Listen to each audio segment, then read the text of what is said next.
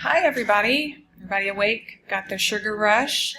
So thanks for the invitation to speak with you guys today. Really appreciate it. Really excited to be here. So I'm Emily Scott. I'm a nurse practitioner at Vanderbilt in medical oncology. I work really closely with Dr. Robert Ramirez, who you guys all know, and some of the other speakers that worked here today. So as my introduction was said, I'm sort of kind of looking not behind the curtain, because there is no curtain, but just sort of, when we're not patient-facing, what are we doing, what is happening, as it is from a patient perspective. So here we go. Okay, so I tend to learn or just absorb information by example. So I thought it would be a good idea to sort of present this in a patient case format. Now, this is a fictional patient case, although as you will learn throughout this, each sort of decision point and step is not unique to neuroendocrine patients. It's sort of across the board. So I'm hoping this will kind of walk us through being behind the scenes. And I also just want to take a minute. It was alluded to earlier today about how sometimes just getting to this point, this diagnosis point, is pretty long and difficult. And a lot of times patients come to us with a diagnosis, and it's almost like they're grateful that they at least have some idea of what is happening or why it's happening, and then we start a whole nother journey. So I just want to acknowledge that. Okay. So everything I'm talking about today is specific to Vanderbilt Neuroendocrine Center, because that's where I work and that's what I do there. So it is part of the Vanderbilt Ingram Cancer Center, which is a National Cancer Institute designated comprehensive cancer center. So it treats all endocrine tumors, including all that's listed here. You've heard about a lot of them today, and many more, maybe even some other rare ones that aren't listed here. And so we're kind of a big institution with a lot of support, which is nice. So the first stop typically for patients that have a new diagnosis is going to be medical oncology, more often than not, for the most part. So at our institution, what we tend to do at that visit is going to be reviewing records, and that is not just whatever pathology you have, it's labs, it's imaging, it's kind of whatever information has been done thus far. And our team, our medical oncology team, is composed of myself, physicians like Dr. Ramirez, nursing support, who's actually here today, thank you ladies, clinical trial nursing support, clinical pharmacy support, et cetera, again, team effort. And so during the visit, it's a long visit typically, and it's going to be reviewing all of the data kind of thus far, getting all the patient history, what's been happening up to that point and how are things now.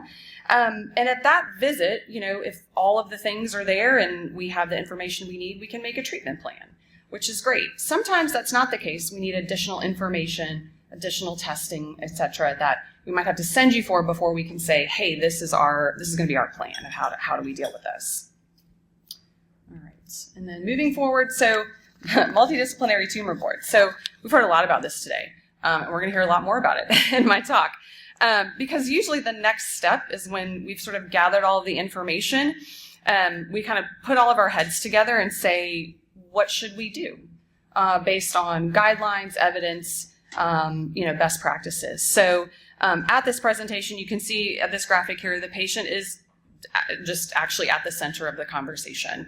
So it's usually imaging that is pulled up that we all sort of review. But there's other specialties, and you can see here some that are listed. This is by no means comprehensive. Surgical oncology, nuclear medicine, radiology, pathology, interventional radiology, medical oncology. There are students that attend. Again, thank you for coming today. So it's just sort of anybody who we feel is pertinent to that patient discussion. There's a pretty solid team that always attends. On occasion, there are other folks that come in by request or just we need extra help. So the numerous specialties are represented, again, to kind of take all these things into consideration to come up with a plan. So this, it's not as cool as the Lego tumor board image, and I'm really sad about that. But this is, again, another view of what it might look like. Right now, it's a lot of Teams, little chat heads all on a screen. But these, we do, at our institution, we meet weekly. Just we need to by necessity. We could probably meet more often, but I don't think that's feasible. And so again, relative specialties are present. Each patient is presented by their own provider. So who, whether it's myself that saw the patient in clinic, Dr. Ramirez, Dr. Idris, who you met earlier, we submit these cases and we review them. We sort of give the patient history and what is our question? Why are we asking the group to sort of look over this? Scans are reviewed by radiologists. Pathology is reviewed by pathologists that are present. All the treatment options are discussed. We're back again. Some of which you've heard already, and I'll go through some briefly again. There's definitely opportunities for teaching, not just to students or trainees that attend, but myself included. I think I learned something from a specialty every time I attend. And then, as was alluded to earlier, a consensus recommendation is reached, and it is truly that. We all talk, we think about what are the options, and then we think about what do we think is the next best step. Because that's a lot of what we have to think about, as we've heard, sort of sequence of treatments and sort of the next best thing.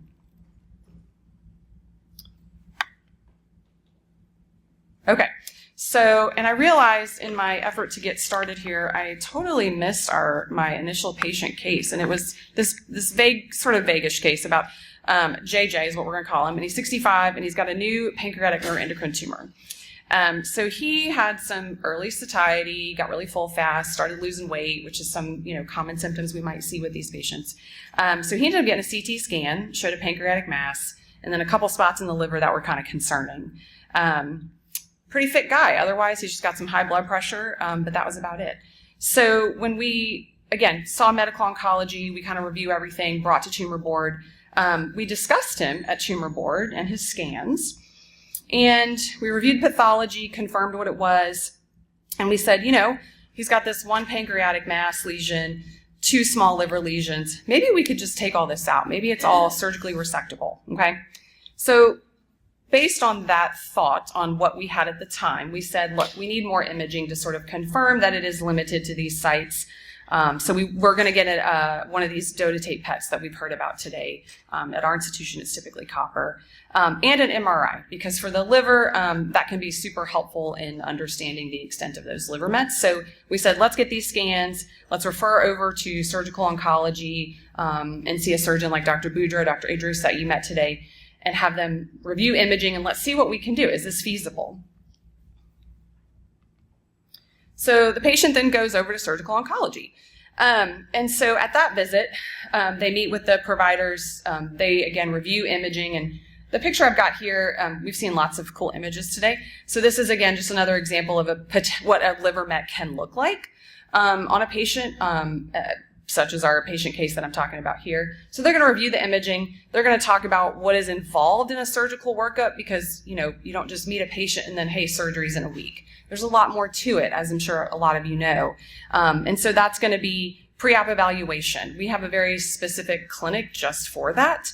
And we have another clinic that is specifically for higher risk patients. So not all patients like the one I'm presenting just have hypertension.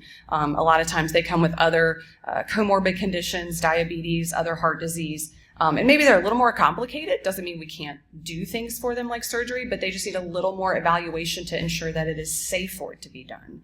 Or, how do we modify what is happening surgically so that we can keep them safer. So it's a specific clinic called High Rise Clinic, High Risk Surgical Encounter, that we have at Vanderbilt. And then the surgeon's going to go through, do they think this is feasible, doable, and then the risk benefit of sort of, sure, if we can do it, what do we think you're going to look like on the other side? And I think that's a lot of what was talked about today is, not just can you do the surgery, but is that patient going to be better on the other end of it, or do we think we're going to have more risk that it might not be worth it? So that's a long discussion typically. Okay, so we're moving along here. So back to our case. So they get all the imaging, the dotatate PET, we talked about the MRI, talked with Surg Onc, and we, looking at the images, it's actually a little more involved than we thought initially. And so after reviewing that, again, at tumor board discussion, they felt like the surgical resection, it was too much because of the proximity to those critical structures. And we've heard some of that today. Again, don't want to be too specific about this case because everyone's so different, but just for the purposes of this discussion, just wasn't feasible, okay? So what do we do now? We do more multidisciplinary discussion. That's what we do. So you're sensing a theme, I hope by now. So back to tumor board to discuss, okay, we can't do surgery. It's too risky. Okay, that's what we've sort of decided. And given so that they have uptake on their dotatate PET, does that give them other treatment options, or what does that mean? Are they candidates for other systemic therapies? So a quick note about local versus systemic therapies. So for neuroendocrine tumors, as you guys have all learned or know already, it's definitely a combination approach in a lot of ways, which is not always the case in other cancer types, as was discussed in some of Dr. Ramirez's presentation. Lung cancer is thought of quite differently, and once you're metastatic, it's sort of surgery is usually off the table. But in neuroendocrine tumors, that's not so.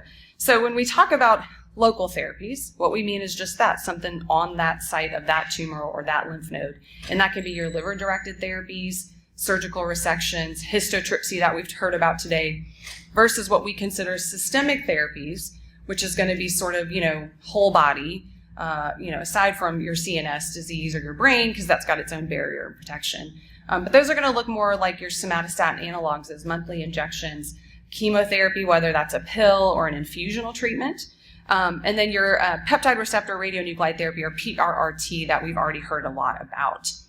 And so that's just a note about sort of how we differentiate those types of therapies, but how for our patients, you guys, it's a combination most of the time. So back on JJ's case, so given he had multiple sites of disease, the thought was, we can't surgically resect, or even they felt like not debulk at this point, so let's do some systemic therapy. So typical first line for a lot of our patients is going to be a somatostatin analog. So he was started on this injection, but he didn't tolerate it, and so had a hard time with it. So we thought, okay, we've got other options. Why don't we explore that?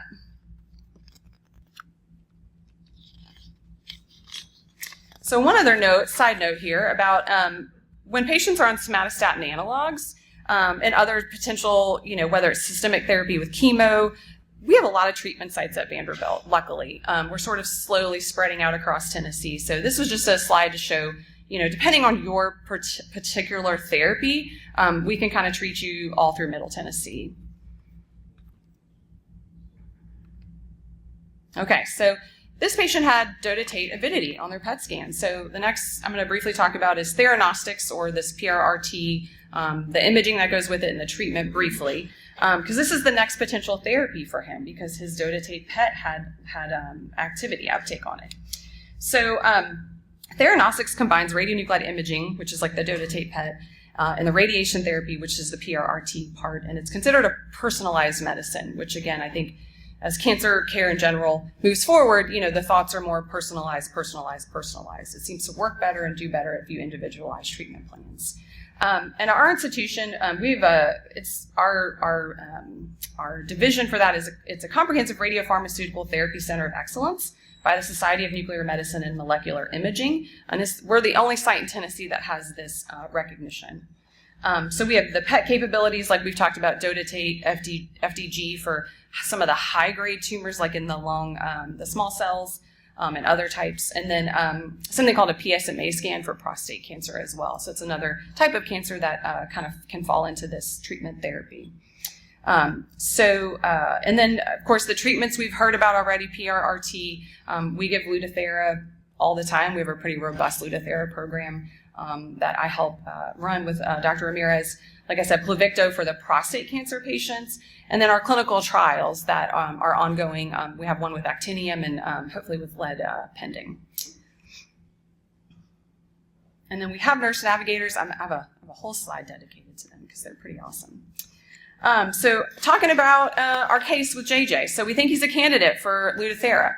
Well, guess what? We have a whole nother discussion with another team to talk about this, because again, it takes an entire village, city, metropolis to make all this happen. So this is a different multi-D meeting. So this is another weekly meeting, but it's a weekly meeting for specific to patients who we think might or are getting PRRT or Lutathera. It includes medical oncology, our nurse navigator extraordinaire, nuclear medicine team, radiation safety, because that plays a big role in sort of where we can administer and what are the precautions after the treatment. Our infusion center management, because that's where we actually give our treatment, and there's special precautions that you have to take when you're, giving it around other rooms with a lot of other people. And then our pharmacy reimbursement specialist. It's very important that these things are covered. And so all of this is done on the front end to make sure, hey, we have all of our ducks in a row, so that way when we're ready to start this treatment, we are a go and nothing's going to hold us up, hopefully. So we talk about JJ's case, and we feel like, this is a good way to proceed. We talk about at this meeting different factors that might affect a patient who we want to give Lutathera to. And that can be the dotatate positivity on the scan, like we've seen earlier in earlier presentations. Do they have avidity? Do they have uptake? If they don't, this treatment's not going to work for them. So we always confirm that is probably one of the first things we do. We talk about their blood work. Are their blood counts going to tolerate this? This is myelosuppressive, and if somebody's already starting out with lower blood counts, we might be concerned about that. We might have to make adjustments. Timing, as I'm sure a lot of you know, you have to time that with your somatostatin analog. So a lot of this is sort of, honestly kind of getting out a calendar and making your marks by hand sometimes. And then the logistics, because this is can be logistically challenging. A lot of our patients do come from out of town because not every center gives this therapy. And so we have to make sure we can coordinate with local oncologists, community oncologists, that patients can still get, their somatostatin analog at home and not maybe have to come to Nashville quite as often, but just for that Lutathera treatment, which can be nice and save you some time and energy and money for having to stay locally. So as I was alluding to, so we have a specific Lutathera nurse navigator who makes my life a lot easier and the lives of our patients a lot easier on this therapy. So anytime that we decide, hey, a patient's going to go on this therapy, let's get it rolling. She reaches out, her name is Abby. She reaches out and communicates with patients by providing education and kind of giving a rundown of what's going to happen.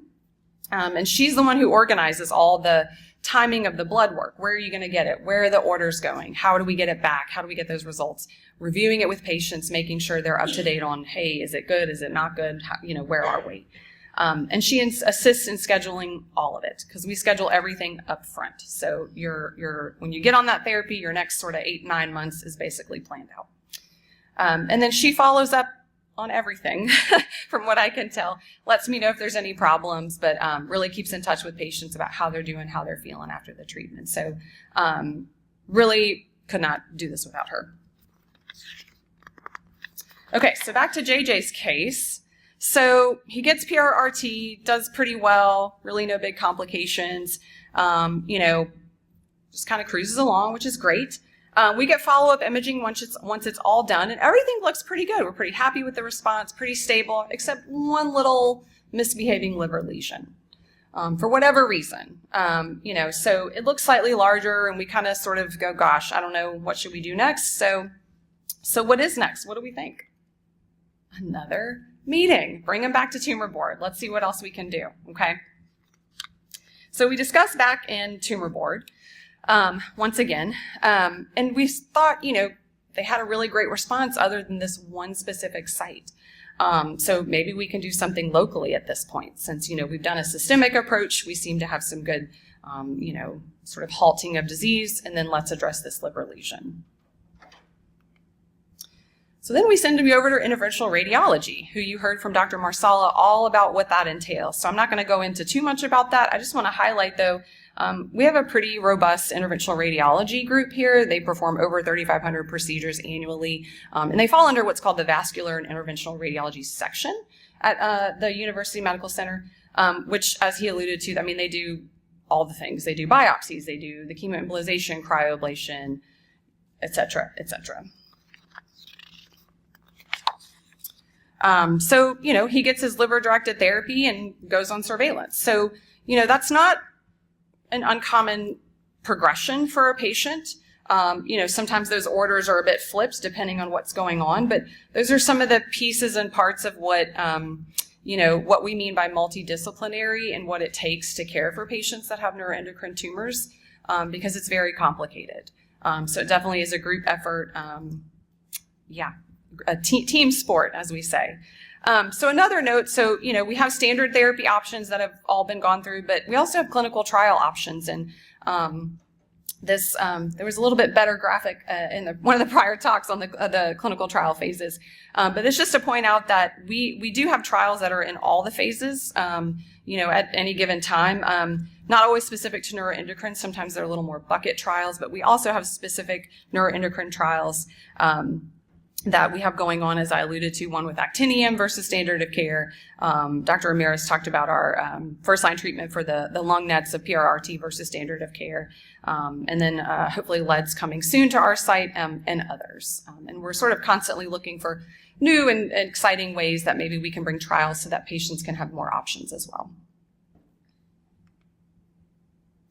Additional resources I just wanted to briefly highlight because like I said, it takes a lot to help a patient with neuroendocrine tumors or neuroendocrine disease.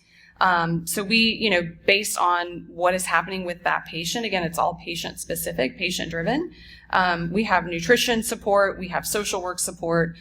We work closely with our supportive and palliative oncology group for a lot of symptom management.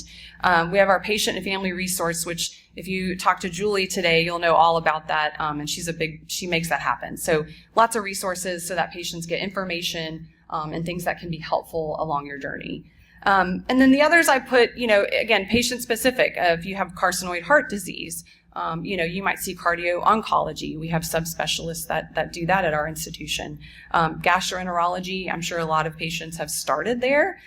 They don't necessarily go away with the diagnosis. Sometimes we still need them and their expertise and their help along the way. And endocrinology, especially if you've got any of the insulinomas or other things that go along with that, definitely need that support and that assistance.